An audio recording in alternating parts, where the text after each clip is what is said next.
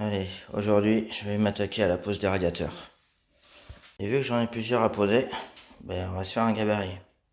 Alors, on voit sur la notice comme quoi il faut que ça soit à 15 cm du sol et 36,5 cm à partir des trous du bas. Fastoche.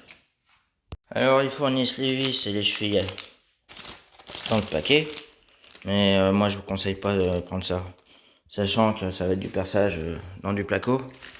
Allez-y à la cheville molly.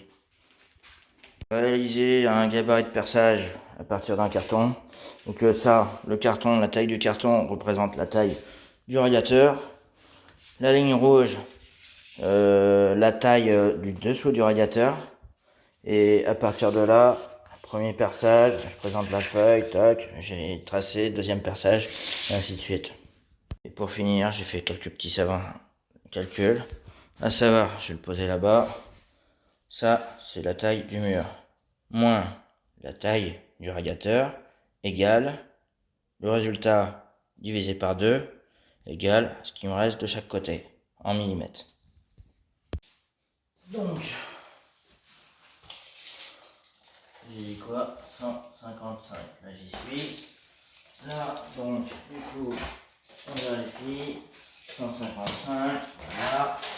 Nickel. Je prends mon petit pointeau. Là, 2000, c'est le cran. J'y mets un coup. Là, ici, hop. Un autre coup. Ok. À partir de là, troisième. Et le dernier. Voilà. J'ai plus qu'à percer, mettre les chevilles molly. Ah, j'allais oublier. Là où vous avez mis vos pointeaux. Utilisez un petit aimant comme ça, histoire de repérer où sont les rails. Du moins les montants. Là, j'ai rien. Et hop, quand ça aimante, c'est qu'il y en a un. Là, il n'y a rien. Ok, nickel. Là, il y en a un. Donc ça, c'est bon. Allez, à partir de là, je peux commencer à transformer le mur en gruyère. Ah, et puis, si vous voulez éviter de faire de la poussière, récupérateur de poussière automatique. Alors, pour les chevilles molly, hop, prendre la pince comme ça, tac. Voilà, présenter. Viser le trou, tac, aller au fond, couper, voilà, ramener et dévisser. Voilà. Par la suite, fixez votre support de radiateur. Bon, une fois que le support est bien fixé, positionnez votre radiateur face contre sol, le bas contre le bord de la plainte. Allez au disjoncteur, hop, coupez. Et maintenant, vous pouvez faire mumuse avec les fils électriques. En gros, branchez ça, suivant les couleurs, ici. Là, j'ai repositionné le cache comme ça. Le fil, ça c'est pour éviter les erreurs et de tout redémonter.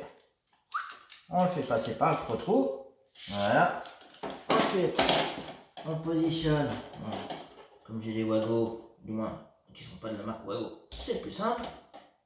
Ça serait de la marque Wago, ça coûterait plus cher. Moi, j'y vais à l'économie. Alors, donc, le bleu sur le bleu, c'est le nôtre. Le noir sur le noir, fil pilote. Et, du coup, le marron avec le rouge. Ça, c'est la phase. Voilà, on repousse tout ça dans la boîte. Ensuite, on déclipse. Sinon, c'est compliqué. Voilà, ça ne peut pas venir. Si ça vient. Voilà. On prise des trous. Je tourne la vis. On positionne à peu près, de toute façon. Même si c'est pas droit, ça se verra pas. C'est planqué derrière le radiateur. En temps normal, je prends le niveau, mais pas là. Pas là. Là, je vais pas m'embêter. De toute façon, c'est du visuel. C'est bon, c'est droit. Allez, on positionne ça au calme. Tac. Et on repositionne le radiateur. Bon, comme c'est mon premier que je pose, j'ai évité les petits détails. Alors là, il y a des petits trucs de sécurité. On pense à bien les remettre dans les trous. Voilà. Et le premier, il est posé. Maintenant que tous les radiateurs sont posés, je vais m'attaquer au sèche-serviette.